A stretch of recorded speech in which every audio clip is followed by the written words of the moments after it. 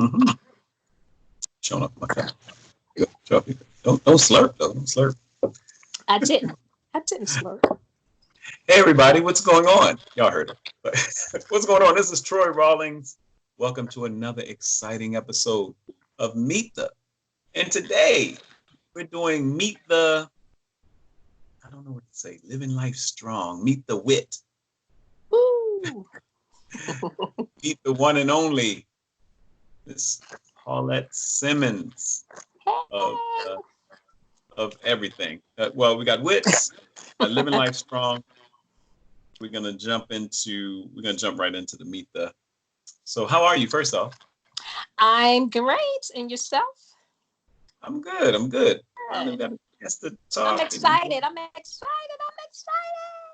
You look wonderful, and you got your living life strong. I love that T-shirt. I do. Living life strong. She's a grown woman, so she got to go. You know what? And showing up for biceps. All right, we're gonna talk. She's into fitness. Yes. I don't like to always say motivational because when you say motivation, it just leaves there. But I like to say she activates people. I like that. You know, we reconnected recently, and the awesome part about it is that Paulette is one of those people. I met her and her moms. I met you and your mom almost 20 years ago. Yes. When I was actually teaching on marketing and promotion online. Yes. And I would speak on it. I own my barbershop and I had my business, but I was speaking on it. And we reconnected. And she looked. It's funny how I no offense to any of my other race of listeners and watchers, but it's funny how Black folks age back. She looks younger now than she did 20 years ago. That's because I'm free. I don't have the stresses that had me back then. Let's just say my youngest will be 20 in April, 22 and a 31. I don't have some of the stressors. I'm just saying. Girl's shoulders feeling kind of light. I see that now. You had either she was just born or she was two. One or two. Yeah, she was right around that. I promise you, I was not 12. I promise you. No, I'm talking about the first. Right, exactly. I wasn't 12. Right. So you would just, it was a lot going on back then. I can see that. Yeah. But all good. So then you and your mom worked with and I give a lot of props. I was, believe it or not, ladies and gentlemen, I was once a Mary Kay consultant as well. But you and your mom were Mary Kay consultants. Yes. On top of whatever else you were doing back then. What Yes. else? What's your background? So people know a little bit about your business background. What's your background? So my background is psychology is my game. That's what I do. I've been doing it for years. But I also do hair. So, with doing hairstylists, we are also counselors. So I've actually been doing hair. I'm going to say I was the neighborhood come to girl at 10 and 11. I was putting perms in for $5. $5. I've been an entrepreneur all my life. I was about to ask about the entrepreneurism. When did it start? So you were 10 and 11 and you started and she's a Baltimore native. She's a home girl. You're from Baltimore, right? I'm from Baltimore. I was 11 years old when I bought my first pair of hair clippers. And I shout out to VIP Barbershop, West Coast. Yes. But I was like, hold up. I get $20 allowance. A pair of home cut clippers are $19. There you go. I can save money one time. Hey. And with these skilled hands, can't nobody take this gift away from you, right? So I could be outside playing, and the kids that I grew up with playing with, their older sisters would be like, Paulette, can you come in and put a perm in my hair real quick? I'd be like, we playing. We're running up and down the street. Really? But for $5, I did it. Cornrows, I did them. Oh, you had the perfect hands for braids and stuff. So who taught you that? Who taught you that skill? Where did the entrepreneurism? Let me say this. Entrepreneurs on both sides of my family. My grandmother on my father's side, she had her own beauty salon. She did hair. And then it's a stream of us on that side of the family. And then on my mom's side, they've always been entrepreneurs of real estate, basically. A lot of realtors on that side. some multimillionaires on that side. Um, and so it's always been around. My grandmother's grandfather was an entrepreneur. And actually, to this day, I have me and my brother own 5 acres of the property that he owned. And my grandmother gifted that to us to keep the legacy in the family. So um, I'm just following in my grandmother's footsteps as far as the psychology, doing the counseling. My grandfather had a church in New York for 39 years, and my grandmother did pastoral counseling, even to my bishop now, Walter Scott Thomas. She was actually a mentor to him. Yeah, Wow. yeah. Shout So out to it's Bishop rich Walter history. Scott.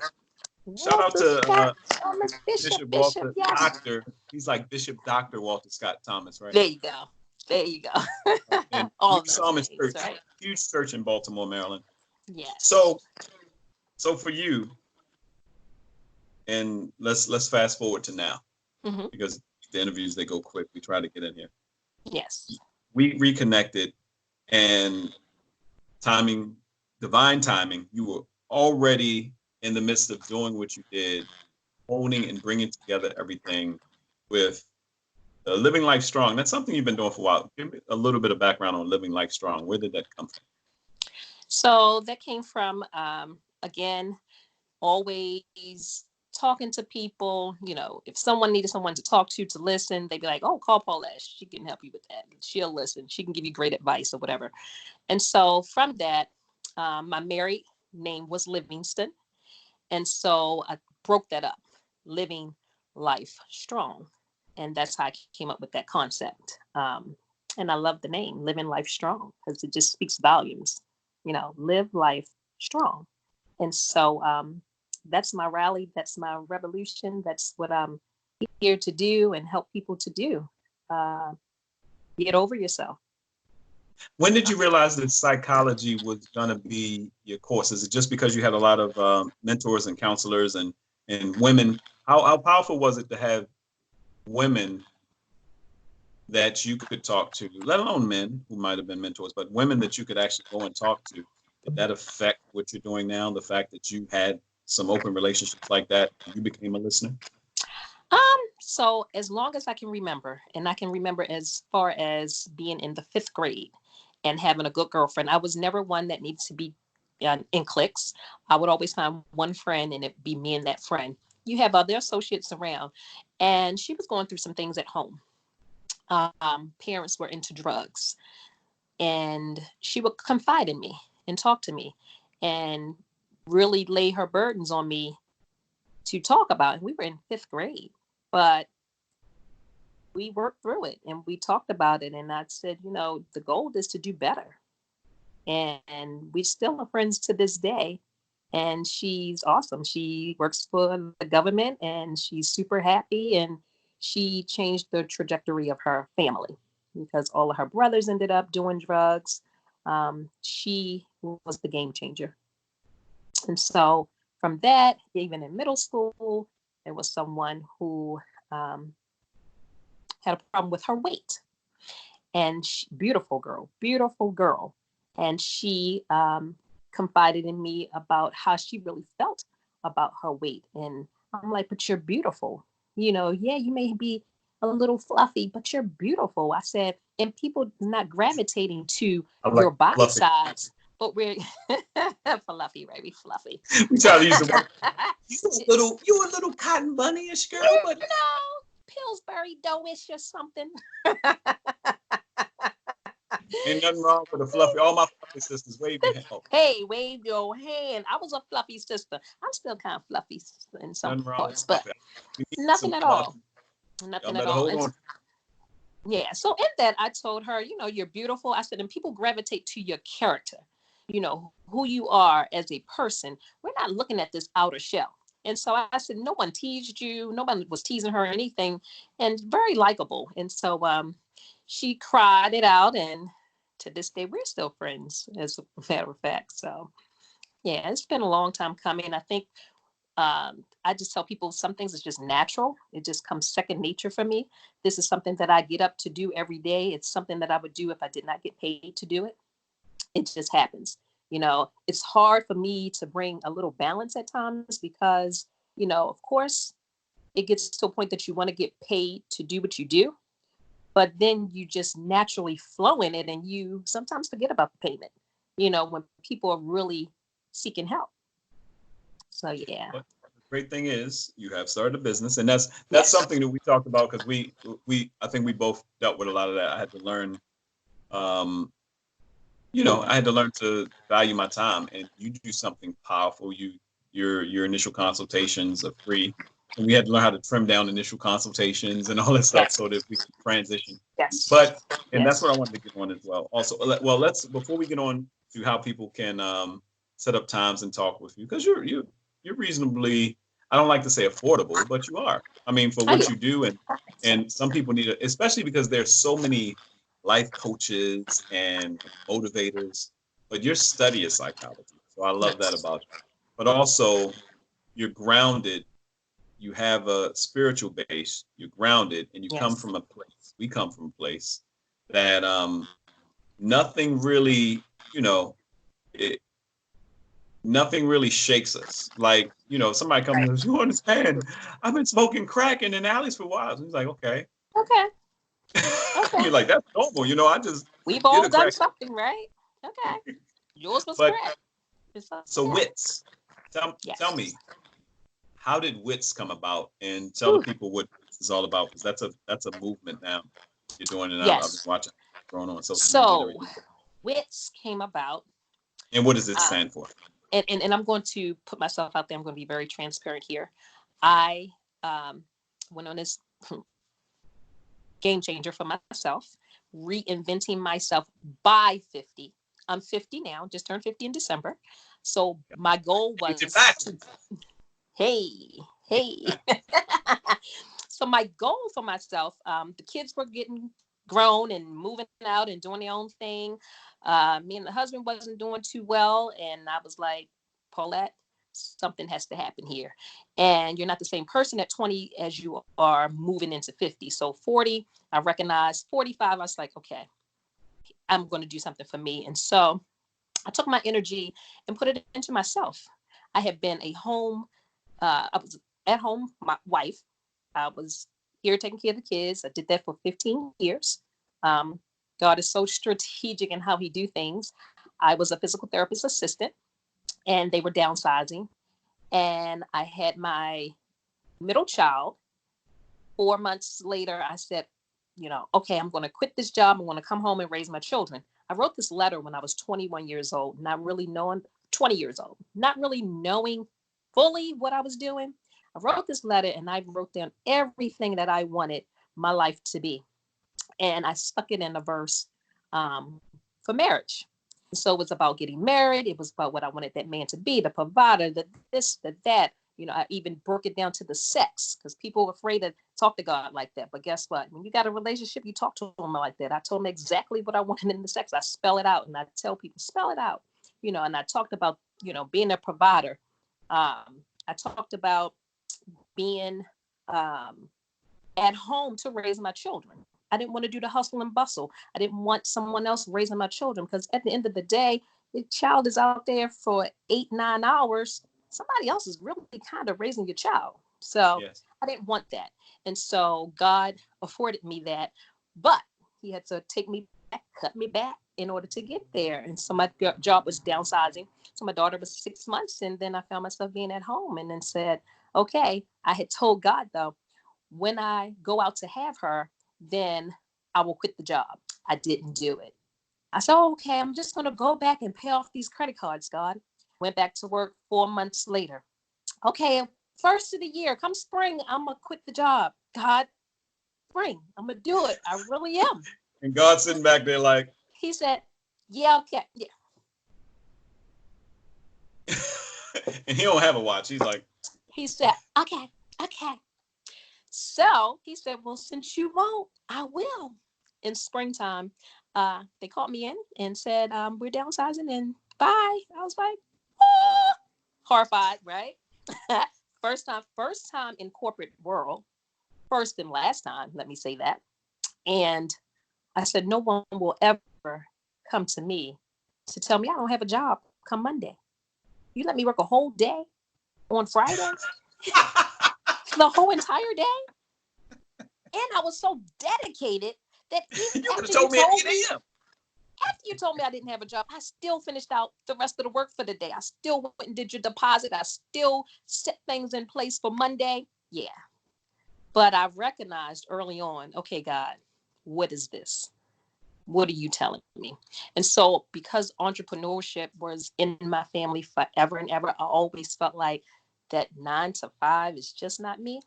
And I recognized it as so. So I've been doing hair, like I said, since 10 or 11. I started working at a beauty salon at 14, being a shampoo girl. I did hands-on. I did not go to all of these schools. I did hands-on right there under apprenticeship with the owner of the shop. That's how I got my license. And now hair is still my hobby. I feel creative there. That's my getaway with myself. Like I can really tune out. But it also helps people. So you're making them feel good. You're making them look good. And they get to talk it out. So along with wits, I'm sitting on the couch after having surgery because I'm reinventing myself. And I said, I'm going to do something for me. So putting it out there, had breast augmentation. I had my breast reduced because I had lost 50 pounds because I threw the energy into me. And I lost 50 pounds. And losing those 50 pounds, I started having back issues. I was like, why is my back aching? Well, I had really huge breasts that were really, really heavy. And my frame now could not take it on. And so I went for a consultation. And in the consultation, while I'm waiting, I see little signs about tummy tucks and this, that, and the other. I was like, oh, really? I was like, reading. So I get back in there and I'm talking about the breast thing. And I said, well, just tell me what that entailed, the tummy tuck part. So he gave me some information about that.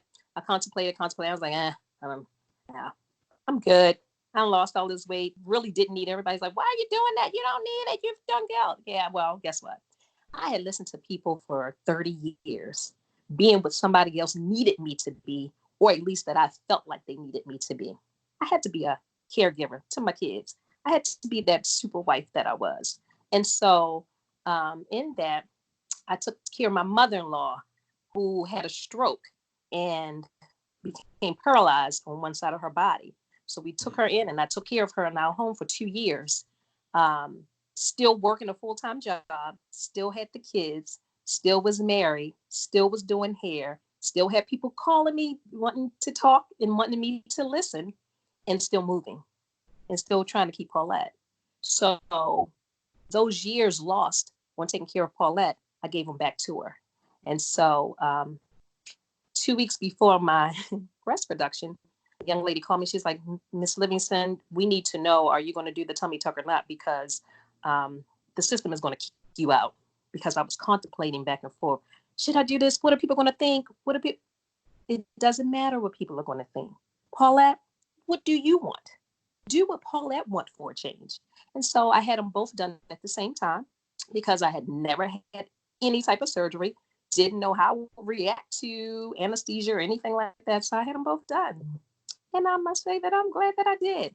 Now, I was like, how was the healing process? Because that's the healing was, I was good. Like I was really good. It was amazing to me. Like I didn't have any pain. I said, okay, God, you are really something else. Because I just felt like he was rewarding me with doing something for me for a change. Because I always was taking care of everybody else. My birthday is right there a week before Christmas. You get shortchanged. People give me gift cards. Well, the kids need something. So I go spend a gift card on them. That's just who I was. And so this was something for me. That's an important thing that you mentioned because I hear a lot about people saying mom guilt. I've experienced dad guilt, but mom guilt and stuff like that. And you poured so much, and I think that's why women inspiring together strong is what Wit stands. I think that's why it's so powerful because I talk to so many women on the Talk Tour, the Love Tour, doing these Meet the interviews. You mentioned something that I've heard several women entrepreneurs say that at a young age you started writing stuff down and what you wanted. Yes. And it's funny how time moves forward, and as time was moving forward, you made and put things in position.